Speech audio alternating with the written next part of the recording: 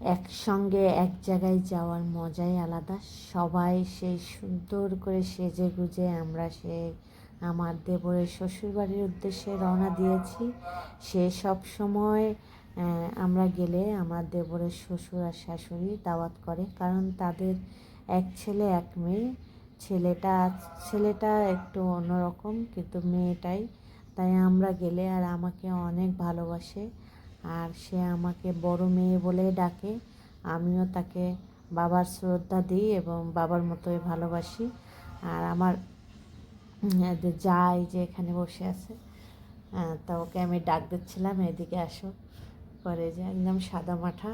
আর আমার ভালো লাগে, আমরা দুই যা একদম মিলেমিশে থাকি। মাঝে মাঝে ঝগড়াও করি, ওরকম না আর কি। আর ও তো আমার মুখের উপর কথা বলেই না। আমার শাশুড়ির ঠান্ডার সমস্যা, তাই নাকে ঢাকা দিয়ে রাখছে। আর যে অনেক কিছু বলতেছে, আর এই দেখেন আমার মেয়ে সেই